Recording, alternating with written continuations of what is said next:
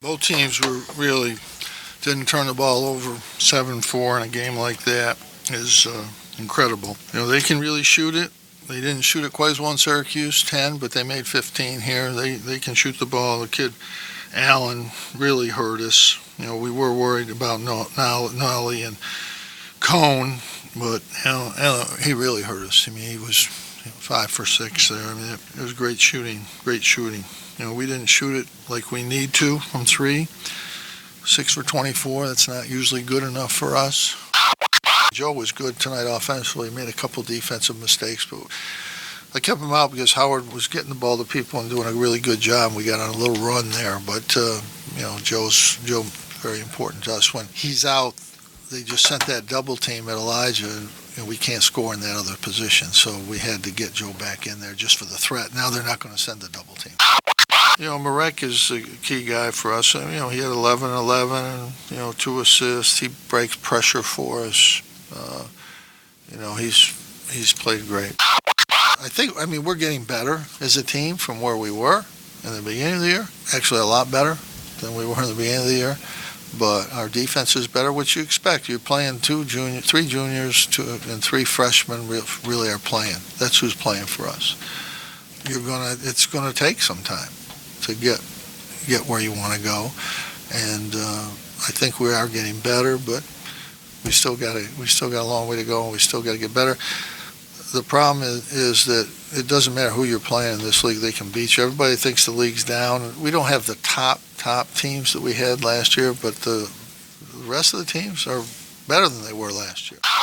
Played really well here. We got the 12, 14-point lead. We were in a good position right there.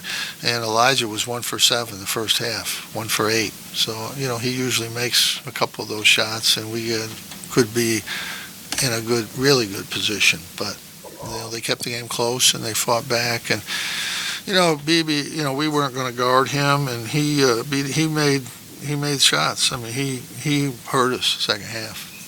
He made 2 in the lane. He made the 3. Then he made the last one. So we had 8 of his points, I think, 9, maybe all 9, second half. So he hurt us in there. You got to give something up. Welcome to the Cuse Militia Podcast with those 2 unapologetically biased, orange-blooded homers, Sean and Joe. What's up, Cuse Nation? Thanks for tuning in to the Cuse Militia Podcast with Sean and Joe. If you like it, please share it. The universal handle for the socials is @Cuse Militia. Go there, join the militia.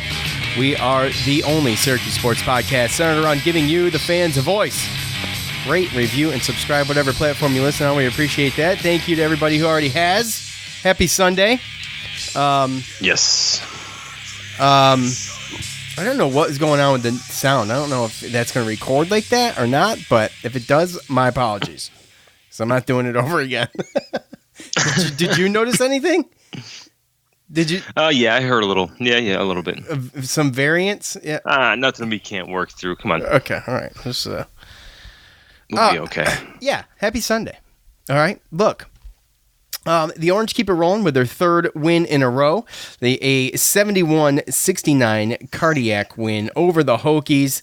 As predicted, in fact, they improved to 11-7, 4-3 in the ACC. And they'll be on the road again, and they're going to travel to the Joyce Center for their 2nd meeting of the year with Notre Dame Wednesday on the 22nd. We will go through all of that and let you know what to think there. I think that's another one that is kind of a redemption game, if you will. I don't think that's any question there. And we're going to do all of this. We're going to do fan feedback, and we're going to have all the normal festivities like we normally do after this. After these words that I'm about to say. Again. Listen, past, present, and future online bettors. Look, there's only one place to go, and that is mybookie.ag. It doesn't matter whether you're an experienced player or a first-time customer. MyBookie welcomes all that come to play, so quit waiting around and sign up today. In fact, we got a little deal for you. If you don't know what's going on or what to expect, you got some questions, you find yourself wondering what it's all about, and you need some answers, don't worry about it. MyBookie's patient customer service team can walk you through the process, and the best part is if you join now, you'll still be able to receive this offer here. Log on to mybookie.ag and make your first deposit using the promo code CHAIR. That's CHAIR, chair. And MyBookie will match your deposit dollar for dollar to jumpstart that bankroll. That's mybookie.ag. Make your first deposit by using the promo code CHAIR, and they will double your deposit up to $1,000. MyBookie.ag. Thank you. You play, you win, you get paid. Appreciate you, MyBookie. Is there? All right. Well, redemption in Blaksburg, man. And, the last game, losing in the Dome, the way that we did. Another close game, 67-63. This will add another quad one win to the resume, and going 3-0 so far in road games in the ACC. Syracuse's own Buddy Boeheim turns it on after a series of airball chants early, and he was caught on TV saying he can't guard me. What was that? Couture? Yeah. He said this after Couture. He definitely did say that. Couture He's speaking the truth. Yeah, he was. Couture having a hard time with him. They made some adjustments, but not before. Buddy scored 18 points in the first half. The good, obviously, the aforementioned Buddy Boeheim. He finished with a game-high 26 points. Syracuse won the rebound battle again, 35-33. It's pretty good, as expected. Should be more, I think, but I'll take it. And how about only turn the ball over 4 times to Tech 7? That's huge. Tech doesn't turn the ball over much, and we're kind of hit or miss with it. But we mentioned in the preview that Dolezaj had to play a good game, and he did. He finished with a double-double, 11 points, 11 rebounds, and he is key. You heard Coach Jim Boeheim say that he's key. He is key. 34 points in the paint for the Orange to Virginia's 12. 13 points for Syracuse off of 7 Virginia Tech turnovers, and only 3 points for Tech off of Syracuse's 4 turnovers, as we just mentioned. The bad, Joe Girard wasn't in rhythm in his 24 minutes he played. He went 3 for 6 from the field, finished with 6 points. He just couldn't get it going. And 25% from 3 as a team for Syracuse, 6 for 24. If you told me that we were going to hit 6 threes and they hit 15, I would have thought there was no way we win that game. 5 of those 6 coming from Buddy. Elijah and Joe with a combined 6 points in the first half. The Hokies finished 15 of 37 from behind the arc, and as I just mentioned, and why not throw in some? I mean, the officiating was a little whatever, ticky-tack here and there. That's the bad. The ugly. The last 10 seconds of that game for Virginia Tech. That was ugly. Coming out of a timeout like that, and I mean, is that what they drew up or what? I don't know, but what was that? It's a bad shot with 4 seconds to go is what it is. So. Holy cow. Yeah, I mean, he had a couple extra seconds to make something happen. I mean, Allen was hot. Yeah, right. Right? Right. Yeah. I mean, there was a couple other guys that were hot. Yeah. I mean, maybe that's what they wanted to do, and then thought shoot it early, and maybe we get a chance for a 3-point play at the line. Well, I mean, or a rebound or something like that, right? So, but yeah, I mean, I just think that really looked ugly because it was ugly as far as the shot. I mean, if you would have made it, everyone would have been like, oh. Yeah, it wouldn't have been in the ugly, that's for sure. It would have been ugly for Syracuse. But yeah, a couple butt pucker moments coming down the stretch there. A couple times Syracuse had a chance to extend that lead late in that last minute of a play, or minute and a half, say, and they just couldn't do it. But Dolezaj, I mean, the one that came through was Dolezaj, in my opinion. Buddy Boeheim was great, but Buddy Boeheim is almost a constant great, right? The kid scores like 0 points one half and comes out and scores 25 in the second. I mean, he's always making up for it somewhere. Right, so Dolezaj though, double, that's freaking awesome, and that's what we need. That's what we talked about. Yeah, right. Yeah, totally. We need that constant person. We know that Joe Girard, he can get hot, but he really isn't up to the point where we can definitely know that it's coming from him. I think that we have a little bit of safety there, knowing that we're going to get probably somewhere between 35 to 40 points between Buddy and Elijah every night. So just we got to have that third person. You don't know where it's going to come from.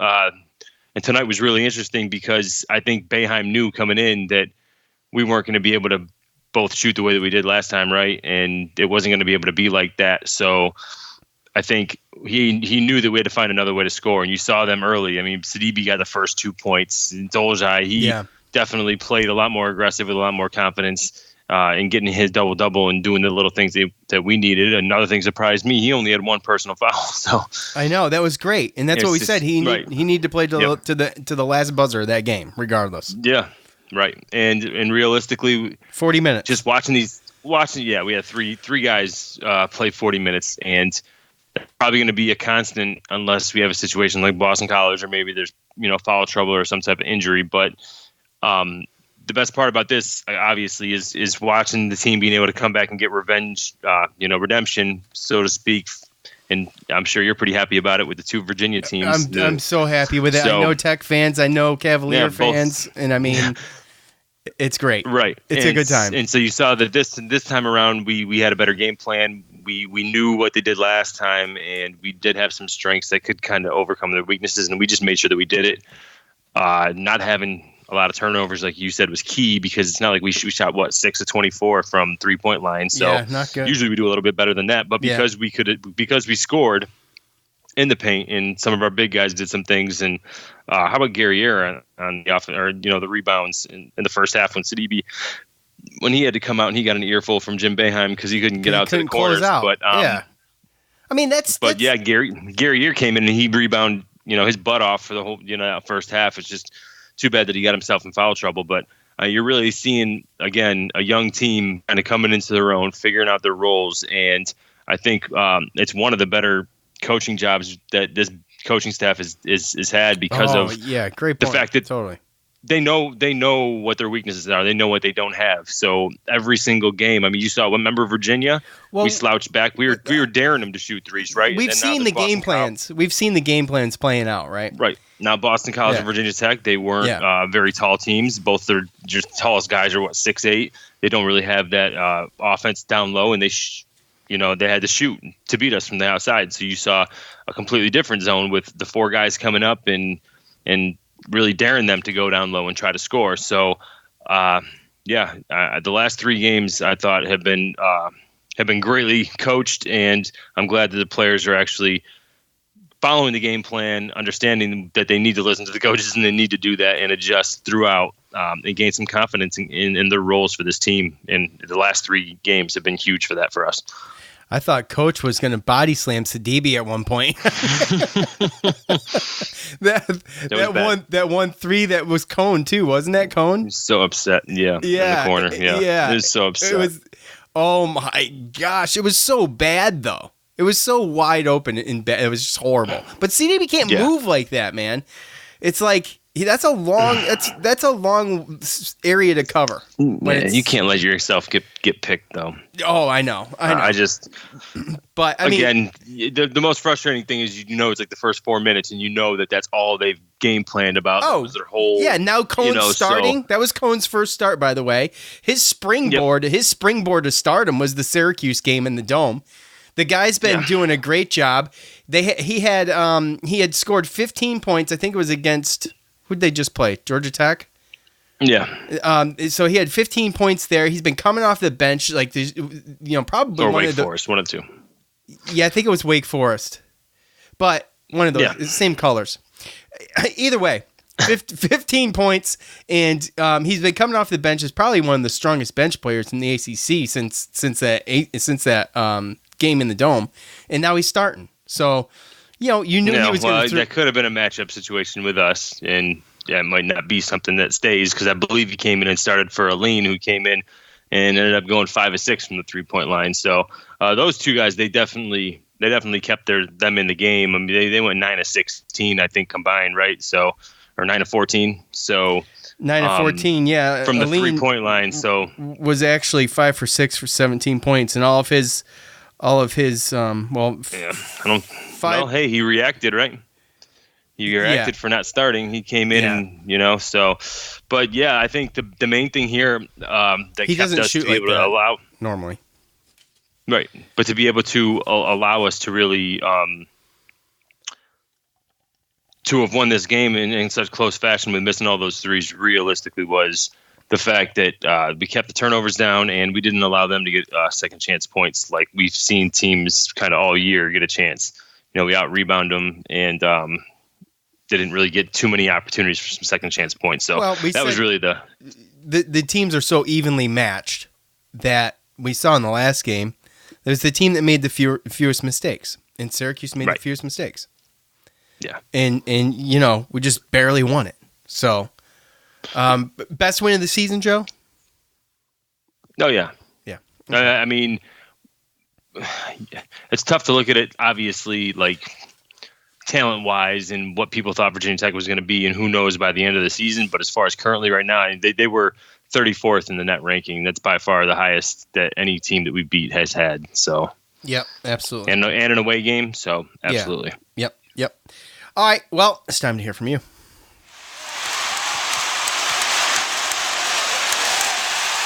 It's time to hear from you, the loudmouths from the Loud House. Y'all know what to do. Go to social media after the game. Hit them up.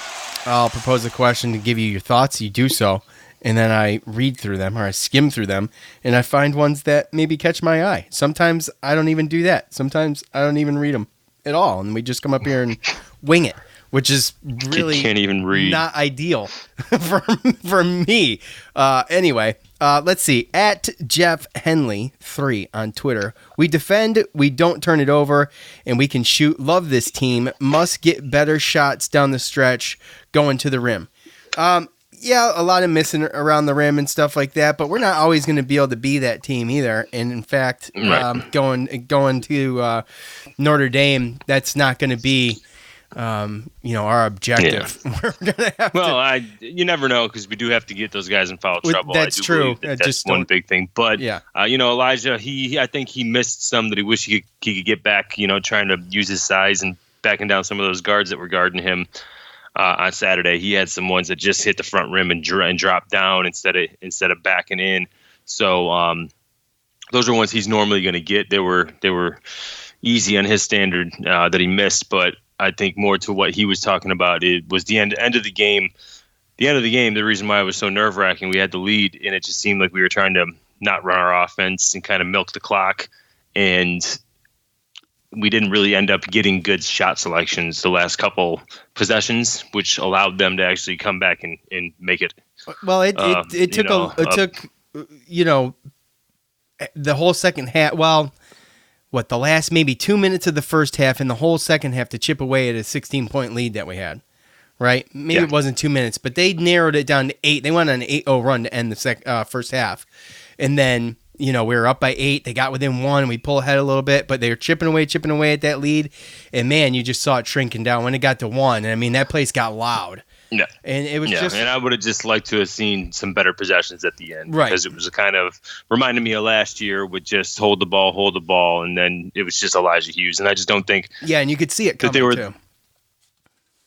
Yeah, I don't believe that those were the greatest shot selections. So I would just like to what he had said. We got to get in those positions at the end of the game situations, which young teams get better at as they experience them. So I would imagine hopefully next time that we're in that position, we get better possessions, better shots. Yep. At Malibu 6900, solid contributions by Washington, who settled things down. Quincy as well. I think they were getting a little tired, but hung on for a great road win. Yeah, Washington just goes in there like, I don't know, the Zen master, and freaking, just cool as a cucumber, kind of directing traffic, and just, I mean, he does a fantastic job. I think he was plus 16 or something when he was out there. So if I'm not mistaken, that's when they went on that run. In the first half, early. So yep. So, we saw the other coach there make some good adjustments when he did come in the second half for Joe. You saw Joe; he had made some plays that aren't like himself. The ball going through his hands. I think he had an errant shot there after him and Beatty got into a little shoving match, so to speak. And well, I think Beatty was trying to hold him up actually, but he didn't like it. No, I don't blame him. Right? Yeah. But and then he took a bad shot after that. So I just don't think that Joe was really happy with himself, and he kind of has to learn to kind of let those plays go. But Howard Washington, he came in and, like you said, distributed the ball, played well. But as you saw in the second half, they made a defensive adjustment to basically, if Howard Washington is going to be out there, leave him open. And then one time he was out there wide open on the baseline, and that's not the shot that that's a shot that they want us to take, not us. And Howard Washington, to what Jim Boeheim said in post-conference, or the post-conference, that's what they wanted, and he says we don't want that, so he's gonna have to, dribble it somewhere, try to. Yeah. So that's why they had to end up putting Joe back in. So Howard Washington, he can do things like that, but again, that's just kind of another reason why he's limited, unless he adds a piece of that game where he can hit those open jumpers. I was just gonna say that if he could hit shots, it's another dynamic to the game, just completely, but. Mm-hmm. He just doesn't hit a lot of shots. What was he, 1 for 4 or something like that? So, he can distribute the ball. He can play good defense. But when the other defense, but they know he's smart not enough shoot. To kind of make him beat you on offense, then at some point there you got to make the change. Right, exactly. At Logan Wagner 2 on Twitter, overcame some questionable calls. Buddy Buckets is going to be the best shooter we've ever had. I don't know. We'll see. I mean, I think King and Gerard are so good, but you're looking at chasing Jerry McNamara, basically, right? That's to dethrone him. I don't know, but those are both 4-year players, so there's a shot. Yes, exactly. And the way you want to look at it, and I don't have the numbers in front of me, so maybe this could be some homework for the next podcast. But we'd have to put Buddy and Jerry McNamara's freshman year up next to each other because Jerry played a lot. He was, starting point guard on a national championship team. Right. So some of the calls, I thought, first off, I think there was it? Man, I'm all of a sudden I'm drawing a blank, but I'm mixing games together. I was thinking about that charge, but it was a lean in. That was the last game. Yeah, I just I don't really think this game was called that bad, to be perfectly honest with you. It wasn't terrible, but I think there was some things. Buddy was hit on a shot that fell short, just barely touched the net. I believe his arm was hit. You saw Coach complaining about it and stuff like that. There's always going to be stuff like that, but I thought there might have been some weak over the back calls, but I don't on Sidibe, because he just hangs over top of people. I thought there was a weak one on Sidibe, but I also thought there was a weak one on Guerrier as well. So okay, as far as the broadcast went, I thought the broadcast was good, and I didn't get their names. I don't know who they were. I forget. But the broadcast was actually pretty good. I saw people complaining about the broadcast, but I thought it was okay. Joe didn't like it. He didn't? What didn't he like Joe about Pasick? it? Yeah. Oh, he had a comment on Facebook. Oh, did he? Oh, okay. Okay. Maybe that's where I saw the complaint. I didn't think it was horrible. At Cuse Waterboy on Twitter, Buddy Buckets is the hottest shooter in the Milky Way galaxy. Gary A. in Washington provided some much-needed help off the bench. Doley, his usual scrappy self, and Hughes clutch down the stretch. Don't ever doubt the orange, because that's when we get fire, baby. Let's effing go. All right, fired up. Yeah, fired up. It was a great game to be fired up about, too. Yesterday was a really good day for Syracuse fans with, I think, UConn lost, Georgetown lost, Duke lost, and we beat Virginia Tech at home. That's a great day right there for a Syracuse college basketball fan. So yeah, that's true. Robert on Facebook, not a top fan, but we'll read it anyway. Was nice to see them not fold under the second half run. That is key, because we've seen that before. We've seen that this year. Gary A. is going to be a beast. Well, we think so. But like I said, man, it's like, 24 minutes, 4 fouls. Like, you got to clean that up. Joe, you think maybe there was a bad foul in there, whatever, but still. I mean, like Coach said in the post-game press conference, he plays a whole game. He's not going to be able to play a whole game. He can't play a whole game. No. And the whole thing as well with that is that if he plays a whole game, then that means that Dolezaj plays a whole hell of a lot at center.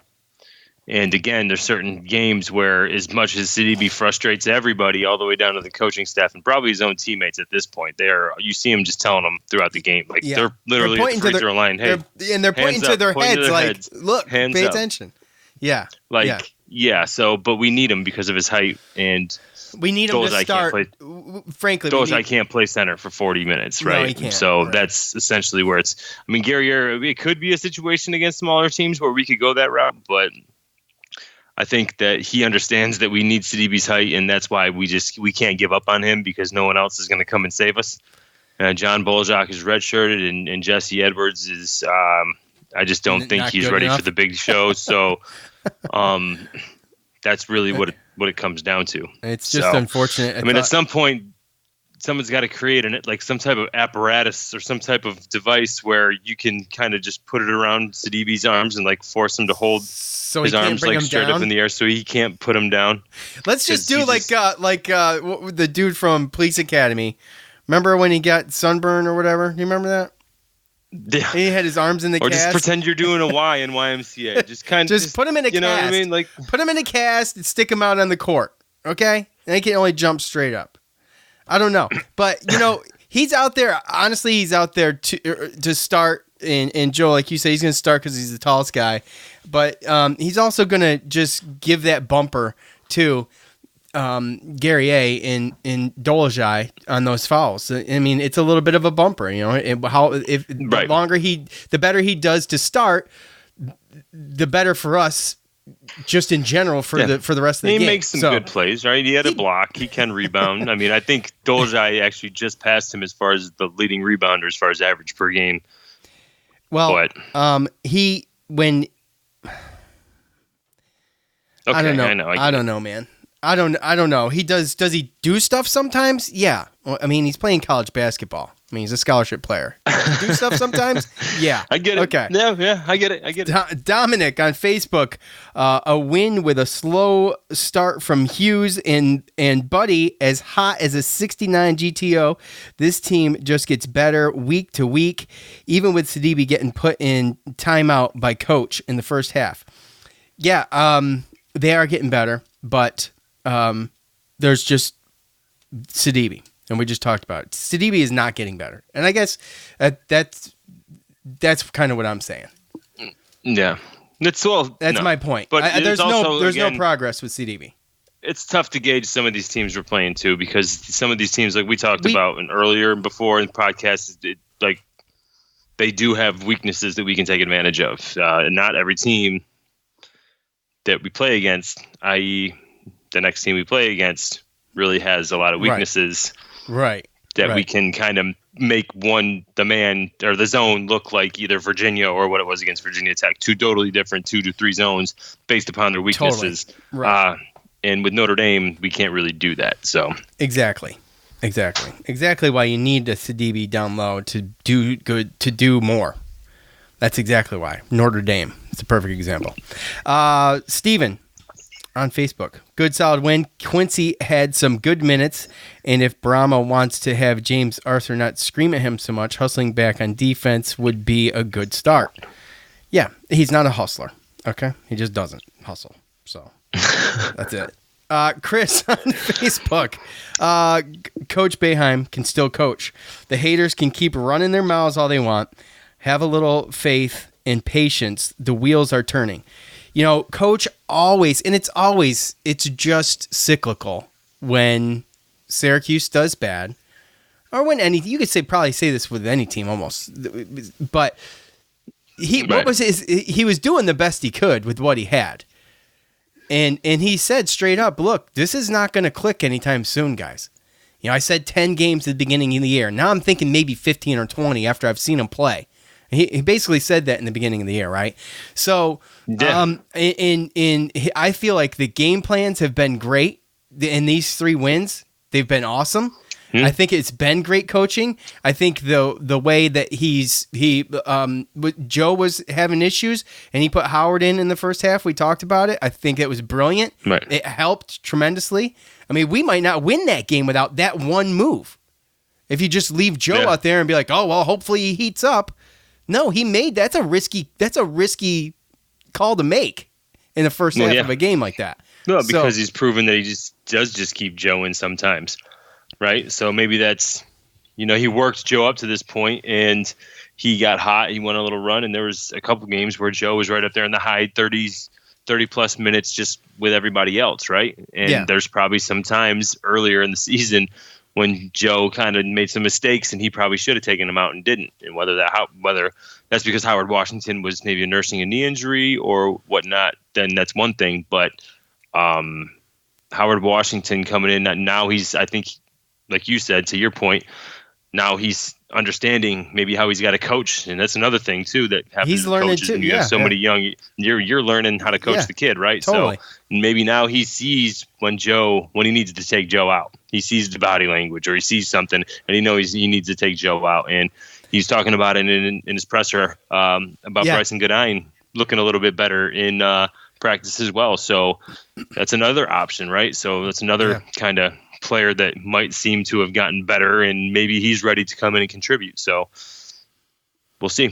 Yeah, and you could see Joe was struggling a little bit. He wasn't taking a lot of shots. I mean, back to the point though that he's making about coach. I think it's just really tough to judge anything that early in the season. Because let's be honest, dude, last year wasn't great, and we had an easier non-conference schedule. Like, this was a tough non-conference schedule with the two conference games added. So, I mean, during that time. So, I mean, I think he's been great. I think you got to be criminally insane to, want him out of here at this point. I don't think anybody could do as good. Well, again, though, there's a lot of fans that have been waiting to see something like these last three games too, right? Yeah, but he said maybe they 15, did have 20 a reason, games. right? So, yeah. Well, yeah, True. but we're right about there, though. A lot of coaches, say that when they're struggling. Yeah, that's true. That's true. But here, to this point, might as well just do this one real quick. Last one. Kevin on Facebook. Every year, the players get used to each other as the season goes on and how they get better and better. That's how Boeheim's forte has been his whole career. So, yeah, we're not getting a ton of blue chips. He gets what he gets, and we work with what we got, and he brings them up. And to your point before that you've mentioned on the show before was that we're just feeling the burn of those scholarships and not being able to build the team up and not being able to have the reserves on the bench to bring them up to be seniors this year. We just haven't been able to have that depth to build those teams because of that. No, yeah, and that's not just, there's a lot of fans that maybe I don't want to speak for everybody because I'm sure there's some fans out there that do watch a lot of college basketball, but there's probably not too many fans that follow other teams, and that's every team every year. That's not just us. It's not just this, it's Jim Boeheim. I mean, obviously the coaches have somewhat to do with how the players get better as the season goes along, but usually that's really what it is you have new teams with new players, and you're playing against new teams with new players. So you have to be able to game plan for and scout and watch film to try to put up the game plan to make it work.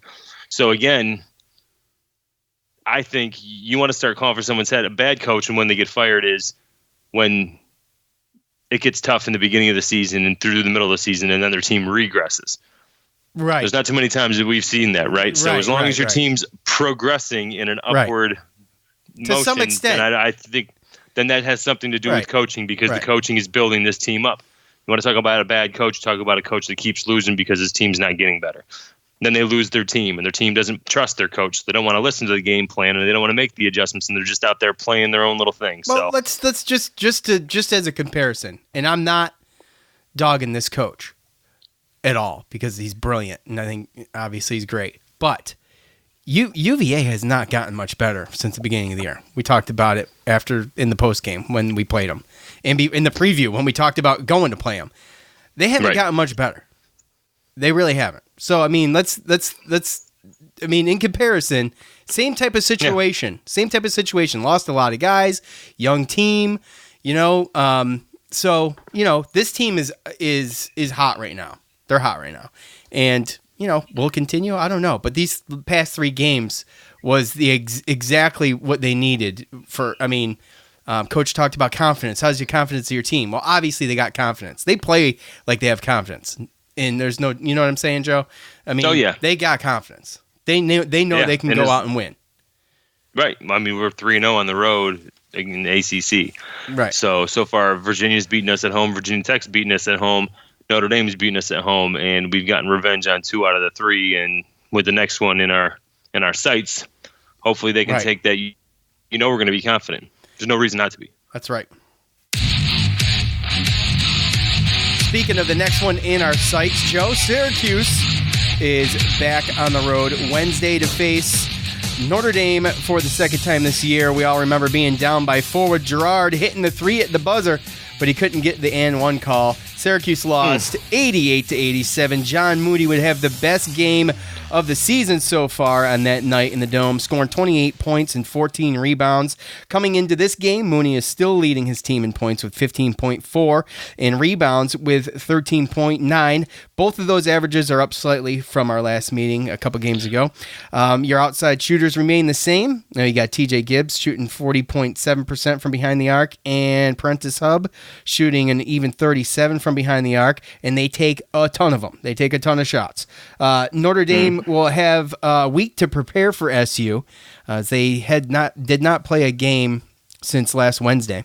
So combine that with Syracuse being the road team, and that, in my opinion, Joe, that's a huge advantage for Notre Dame, getting to stay home a week while we're on the road twice in that span.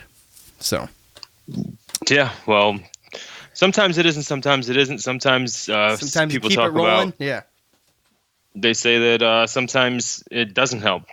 Sometimes with that much time away from the game, then sometimes it takes a little while to get back into it. But they're going to be ready. They're a solid team. They're a good coach team. They've been in pretty much dogfights, win or lose, throughout the whole season. And this is a team that's going to give us fits because, like we talked about, we can't pop out and make our zone look like a 4-1 or a 3-2 at times to try to stop their 3-point shooters because they have the likes of John Mooney and Juwan Durham that can score down low and do some things that won't allow that to happen. So we're going to fall back to the traditional zone where it's going to look more like Virginia, but our guards are going to have to cover more ground. It's going to be tough because in these type of situations, a lot of times we allow that corner or the up top a 3-point shot. TJ Gibbs and Prentice Hub killed us last time when we played them. And they've kind of, especially Prentice Hub, he's been hot ever since. He scored 24 against, I think, albeit a loss against NC State after we played them. He scored 24. Then they went and they played Louisville and lost. He didn't have such a great game. Louisville's a good team. It's understandable. And then they just beat Georgia Tech at Georgia Tech by 4, and he had 25. So Prentice Hub is a guy that obviously we have to worry about. TJ Gibbs looks like he gets in 14 to 16 points every single game, and John Mooney is still doing his double-double stuff. So John Mooney's going to be John Mooney. I don't believe there's anything we can do unless we get a little bit of help from the refs and we get him in foul trouble. Yeah. We got Juwan Durham in foul trouble too. I think we struggled with the boards and allowing second chance points and offensive rebounds and stuff like that when he was in there. So when you really saw us get back in that game and even have a chance, it was because we fouled out Juwan Durham. So it's going to be tough as long as Juwan Durham's in there. Sidibe has to be in there. Mooney, Hub, and Gibbs combined for 71 of their 88 points in the last outing against Syracuse.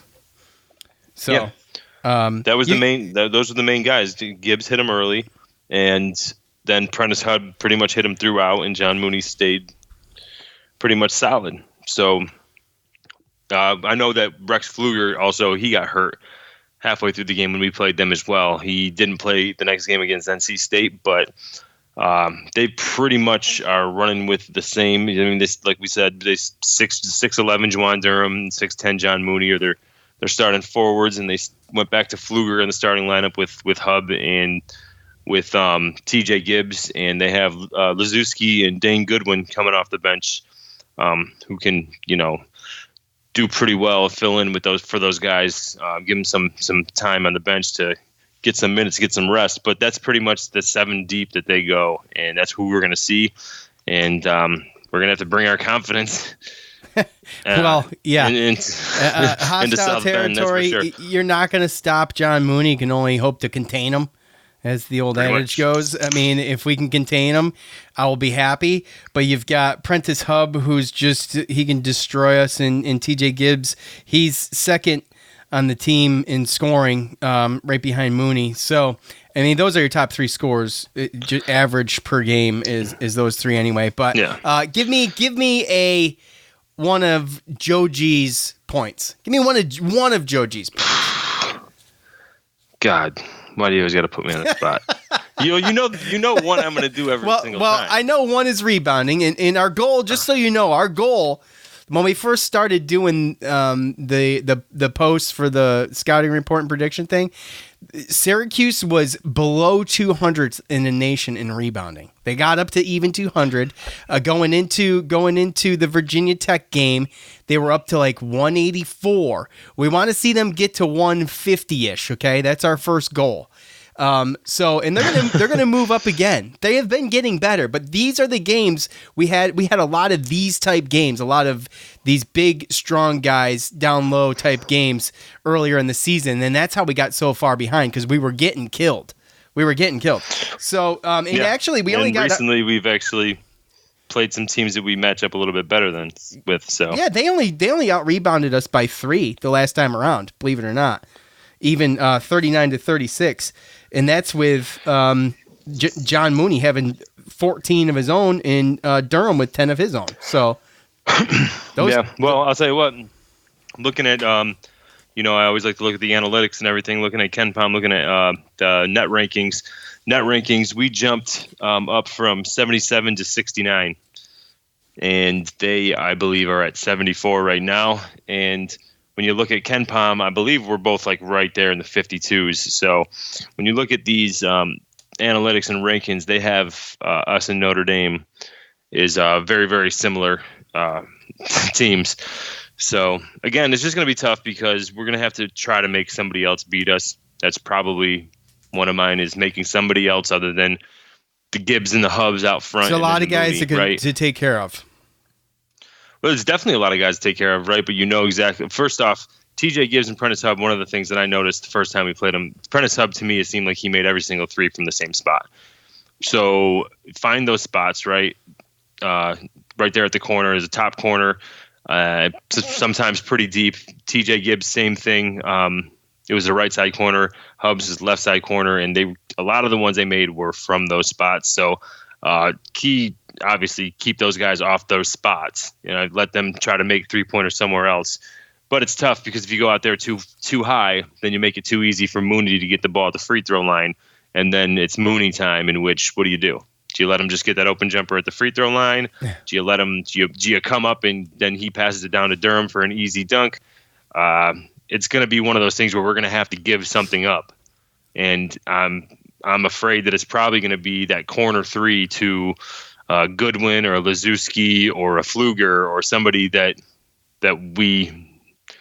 you got to make somebody else beat us. So just like what Virginia Tech did to us when we had Howard Washington on the floor, we're going to kind of have to do that next week, because if they move the ball the way that they normally do, them being a seasoned team, they've already seen us once this year, and we know they're known scorers.